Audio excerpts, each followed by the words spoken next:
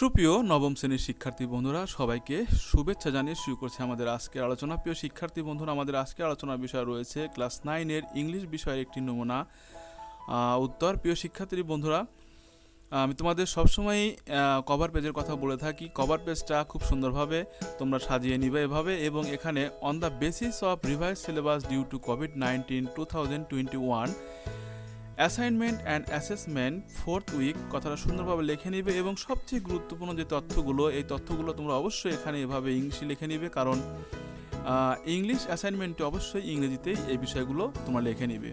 The headline of assignment first Times, assignment number 1, the name of school. আমি N high school লিখেছি, তুমি তোমার নিজের যে স্কুলের নাম সেটা লিখে দিবে এখানে। এরপর name of student Farhana Fayza নুরি লিখেছি, তুমি তোমার নিজের নামটা এখানে লিখে দিবে। এরপরে সাবজেক্ট ইংলিশ ক্লাস 9 সেকশন এ, রোল নাম্বার আমি 1 লিখেছি, তুমি তোমার নিজের রোল নাম্বারটা এখানে লিখে দিবে। ওকে। এরপরে রিসিভ ডেট বলতে তুমি যে তারিখে এই অ্যাসাইনমেন্টের প্রশ্নটা বিদ্যালয় থেকে গ্রহণ করবে সেই তারিখটা এখানে লিখে দিবে। অ্যান্ড সাবমিটেড ডেট বলতে তুমি যে তারিখে এই অ্যাসাইনমেন্টটা স্কুলে জমা দিবে সেই ডেটটা এখানে লিখে দিবে। এবং নিচে result excellent, very good, good, needs improvement কথাগুলো লিখে রাখবে, কিন্তু এখানে কোনো টিক চিহ্ন দেবে না। ওকে। তো সুপ্রিয় শিক্ষার্থী বন্ধুরা, আমরা চলে যাবো এখন আমাদের আজকের মূল আলোচনায়, অর্থাৎ আমাদের অ্যাসাইনমেন্টের উত্তরে। তো অ্যাসাইনমেন্টের উত্তরে যাওয়ার আগে তোমাদেরকে আমি একটি কথা বলবো, যে কোনো কোশ্চেন বা প্রশ্ন আমাদেরকে বুঝে তারপর উত্তর শিখতে হয় বা উত্তর করতে হয়, কারণ প্রশ্নটা মাথায় না থাকলে কিন্তু আমরা কখনোই উত্তর কি হচ্ছে কি হবে, সঠিক হলো কি বেঠিক হলো, এটা কিন্তু বুঝতে পারবো না। তাই চলো আমরা প্রথমে প্রশ্ন দেখে আসি, প্রশ্নে কি বলেছে, প্রশ্নের চাহিদাটা কি, তারপর আমরা উত্তরটা দেখে নেই। ওকে। সুপ্রিয় শিক্ষার্থী বন্ধুরা, আমরা প্রশ্নে চলে এসেছি। দেখো, তোমাদের এটা ইউনিট 2-তে আছে পাস্ট টাইমস। তো এখানে অনেকগুলো লেসন রয়েছে। তো তোমাদের বাড়িতে যে কাজটা করতে হবে, যেটা তোমাদের অ্যাসাইনমেন্ট বা নির্ধারিত কাজ, সেটি হলো এটি। চলো আমরা একটু ভালোভাবে বুঝে নেই। Past time May change generation to generation, অর্থাৎ পাস্ট টাইমটা হচ্ছে জেনারেশন থেকে জেনারেশন ভিন্ন হতে পারে বা পরিবর্তন হতে পারে। Take an interview with your parents or grandparents or elderly people of your family. তোমার পরিবারে যারা বড় রয়েছে, দাদা দাদি রয়েছে, মা বাবা রয়েছে, তাদেরকে তুমি একটা ইন্টারভিউ নাও। Know about their pastime activities, তাদের পাস্ট টাইমের যে কাজকর্মগুলো ছিল সেগুলো সম্পর্কে জানো। And take note on them, এবং সেগুলোর উপরে কিছু নোট নাও। Also think about pastime activities of your generation, এবং তোমার জেনারেশনের কিছু পাস্ট টাইমের কাজকর্ম সম্পর্কে চিন্তা করো। Now write the difference and mention why this differences have taken place, এবং তুমি এখন এই দুই জেনারেশনের এই বিষয়গুলো তুমি এখন ভিন্নতা খোঁজো বা পার্থক্য খুঁজে বের করো, এবং সেগুলা উল্লেখ করো, এবং দেখাও যে কেন এই বিষয়গুলো ঘটছে, অর্থাৎ ভিন্নতা কেন হচ্ছে। আগের জেনারেশন এবং পরের জেনারেশনের মধ্যে যে পাস্ট টাইম মানুষ যে সময় কাটায়, সেই সময় কাটানোর ধরনটা ভিন্ন কেন হচ্ছে সেটা তোমাকে উল্লেখ করতে হবে। কারণ এখানে দেখো তোমাকে নির্দেশনা দেওয়া রয়েছে, টপিক বা টাইটেল, তোমাকে একটা টাইটেল লিখতে হবে, এরপরে ইন্ট্রোডাকশন লিখতে হবে, এরপরে বডি বা ডিসক্রিপশন তোমাকে লিখতে হবে। এটা তুমি এই প্যারা অ্যান্ড প্যারা টাইটেল মে ভ্যারি অ্যাসাইনমেন্ট, আর প্যারার শিরোনামগুলো ভিন্ন হতে পারে। ওকে। এরপরে কনক্লুশন দিয়ে তোমাকে শেষ করতে হবে। তবে এখানে দেখো এক্সিলেন্টের কথা বলা হয়েছে, যে তুমি এক্সিলেন্ট পাবে কি করলে। At least 5 reasons given in the writing, তোমার রাইটিংয়ের মধ্যে অবশ্যই তোমাকে 5টি রিজন তুলে ধরতে হবে, যে কেন ভেরি হলো, জেনারেশন থেকে জেনারেশন কেন পাস্ট টাইমটা ভিন্ন হলো, এর কারণ কি। কমপক্ষে 5টি জেনারেশন তোমাকে 5টি কারণ তোমাকে তুলে ধরতে হবে তোমার লেখার মধ্যে। ওকে। তাহলে তুমি এক্সিলেন্ট পাওয়ার সম্ভাবনা থাকবে। এরপরে ইরোর ফ্রি সেন্টেন্সগুলো কখনো ভুল হওয়া যাবে না, ইনকারেক্ট সেন্টেন্স হওয়া যাবে না, সেন্টেন্সগুলো শুদ্ধ হতে হবে। এরপরে অ্যাপ্রোপ্রিয়েট ভোকাবুলারি ইজ ইউজ, সঠিক শব্দ তোমাকে ব্যবহার করতে হবে। প্রিয় শিক্ষার্থীর বন্ধুরা, আশা করছি আমরা প্রশ্নটা বুঝেছি এবং প্রশ্নের দিক নির্দেশনা বুঝেছি কীভাবে উত্তর লিখতে হবে। তাহলে চলো এখন আমরা উত্তরটা দেখে নেই। সুপ্রিয় শিক্ষার্থী বন্ধুরা, আমরা আমাদের আজকের উত্তরে চলে এসেছি। দেখো, আমাদের উত্তরে প্রথমে লেখা আছে চেঞ্জিং পাস্ট টাইমস। তো আমরা উত্তরটা আলোচনার পূর্বে তোমাদেরকে কিছু কথা বলবো, অবশ্যই তোমরা মন দিয়ে শুনবে। প্রিয় শিক্ষার্থী বন্ধুরা, আমি তোমাদেরকে অর্থ সহ এই প্যাসেজটা বা এই চেঞ্জিং পাস্ট টাইমের এই কম্পোজিশনটা তোমাদেরকে বুঝিয়ে দেব, আর তোমরা বুঝিয়ে নিবে। মনে রেখো, দীর্ঘদিন তোমাদের বিদ্যালয় বন্ধ রয়েছে, পড়াশোনা হচ্ছে না, সেজন্য তোমরা অবশ্যই শুধু শুধু দেখে না লেখে কষ্ট করে যেহেতু অনলাইন থেকে লিখছই, সেজন্য তোমরা পড়াটা আমার কাছ থেকে বুঝে নাও যে আসলে পাস্ট টাইম জিনিসটা কি, জেনারেশন জিনিসটা কি, এবং এখানে কি ঘটনা ঘটতেছে এবং বিষয়গুলো কি, তাই না? তাহলে চলো আমরা জিনিসটা বুঝে নেই। দেখো, ইন্ট্রোডাকশন, এরপরে আমরা ইন্ট্রোডাকশন দিয়ে শুরু করলাম, যেহেতু টাইটেলের পরে আমাদের ইন্ট্রোডাকশন লেখার কথা ছিল ভূমিকা। আমি পড়ছি, দেখো তোমরা একটু মনোযোগ দিয়ে শোনো। এ জেনারেশন ইজ, একটা জেনারেশন হলো all of the people born and living at about the same time regarded collectively, অর্থাৎ all of the people born and living at about the same time, অর্থাৎ সম্মিলিতভাবে একই সময়ে কিছু মানুষ জন্মগ্রহণ করে এবং বসবাস করে, আর এদেরকে একসঙ্গে কি বলা হয়, একত্রে সম্মিলিতভাবে জেনারেশন বলা হয়।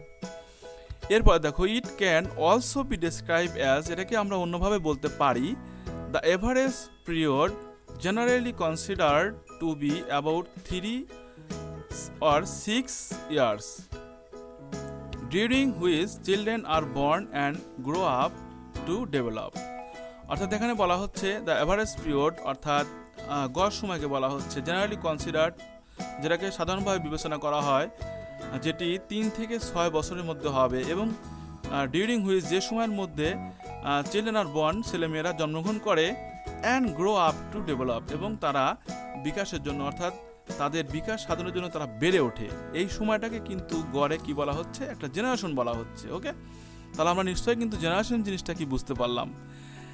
অ্যান্ড ফার্স্ট টাইম মিনস, এবং পাস্ট টাইম মানে হলো সামথিং, একটা বিষয়, that amuses and serves to make time pass agreeably, এবং যেটা হচ্ছে আমাদেরকে কী করে আনন্দ দেয়, and serves to make time pass agreeably, এবং যেটা আনন্দের সঙ্গে সময় ব্যয় করা বোঝায়। তো নিশ্চয়ই শিক্ষার্থী বন্ধুরা, পাস্ট টাইম জিনিসটা কি তোমরা বুঝতে পারছো, অর্থাৎ পাস্ট টাইম হচ্ছে আমরা একটা সময় যেটি আমরা আনন্দের সঙ্গে আমরা ব্যয় করে থাকি। However past Times may vary generation to generation, যাই হোক পাস্ট টাইমটা এক জেনারেশন থেকে অন্য জেনারেশন ভিন্ন হতে পারে। প্রিয় শিক্ষার্থী বন্ধুরা, নিশ্চয়ই ইন্ট্রোডাকশনটা বুঝতে পারছো, আসলে এখানে জেনারেশন জিনিসটা কি এবং পাস্ট টাইম জিনিসটা কি, এটা তুলে ধরা হয়েছে। এখন আমরা চলে যাচ্ছি আমাদের আজকের পরবর্তী অংশে। এখন আমরা জেনে নেব the older generation past time সম্পর্কে, অর্থাৎ অতীতকালের জেনারেশনে মানুষ কি করে তাদের অবসর সময় কাটাতো।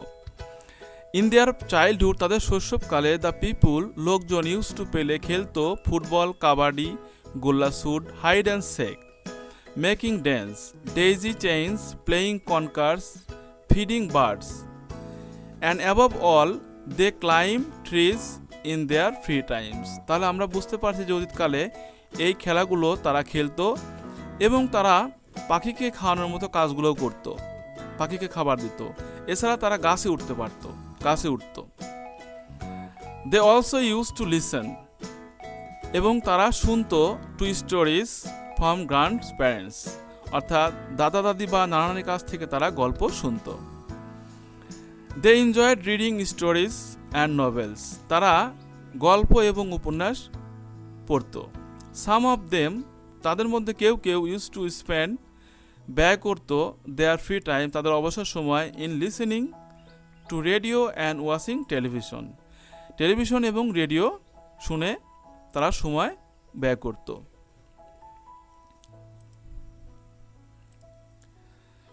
এখন আমরা দেখে নেব the new generation past Times, অর্থাৎ আজকের নতুন এই সময়ের বাচ্চারা, মানুষেরা কিভাবে তাদের পাস্ট টাইমটা ব্যয় করে। The new generation children do not have any scope to come in contact with nature, নতুন জেনারেশনের যে ছেলেমেয়েরা আছে তারা প্রকৃতির সংস্পর্শে আসার কোনো সুযোগ নেই। Nature has become dim in the cities and towns, আর প্রকৃতিটা শহরে সাধারণত নেই বললেই চলে। এখানে ডিম দ্বারা বোঝাচ্ছে যে নেই, একেবারেই নেই বা খুবই অল্প। দ্যাট ইজ হোয়াই, সেই কারণে children in the cities and towns, সেই কারণে শহরের ছেলেমেয়েরা আর মোর অ্যাট্রাক্টেড, তারা বেশি আকর্ষিত হয় by different modern amenities of life, অর্থাৎ আধুনিক জীবনে যে সুযোগ সুবিধা রয়েছে আরামায়েশ রয়েছে সেগুলোর প্রতি তারা বেশি আকৃষ্ট হয়ে পড়ে। They are fond of computer game, Facebooking, TikTok, playing cricket, chess, ludo, painting and so on. ফলে তারা কম্পিউটার গেম সহ Facebook, TikTok, playing cricket, chess, ludo, painting সহ এরকম আরও অনেক কিছুতে আসক্ত হয়ে পড়ে। Today they do not know how to climb a tree. আজ তারা জানে না কিভাবে একটি গাছে চড়তে হয়। They do not know how to swim in the rivers and ponds. তারা জানে না যে কিভাবে নদীতে সাঁতার কাটতে হয়। অল দিস লিমিটেশনস, এই সকল প্রতিবন্ধকতা, play a negative role on the growing of the children. আর এই সকল প্রতিবন্ধক কিন্তু বাচ্চাদের বেড়ে ওঠার উপরে একটি খারাপ প্রতিক্রিয়া রাখে। সুপ্রিয় শিক্ষার্থী বন্ধুরা, আমরা old generation first time and new generation first time সম্পর্কে কিন্তু দুটি তালিকা করেছি। এখন আমরা দেখে নেব যে এই যে পরিবর্তনটা কেন হলো, কেন আগের যুগের পাস্ট টাইম থেকে বর্তমান যুগের পাস্ট টাইমটা এত পরিবর্তন হয়েছে, তার কিছু কারণ আমরা দেখব। The reasons of changing pastimes. There are many reasons behind changing pastime changing হওয়ার পিছনে অনেক কারণ রয়েছে। অ্যামং দেম, তাদের মধ্যে some reasons are given below, কিছু নিয়ম নিচে, কিছু কারণ নিচে তুলে ধরা হলো। Number 1, population explosion and urbanisation is the main causes. অর্থাৎ জনসংখ্যা বিস্ফোরণ এবং নগরায়ন হচ্ছে প্রধান কারণ। Population explosion has given rise to many other problems. আর এই জনসংখ্যা সমস্যাটা অন্যান্য আরও অনেক সমস্যা সৃষ্টি করছে। এরপরে number 2, land areas have been contracted. অর্থাৎ স্থলভাগ কমে আসছে। And the country does not have enough forest and trees. এবং দেশে গাছপালা, যথেষ্ট পরিমাণে বন এবং গাছপালা নেই।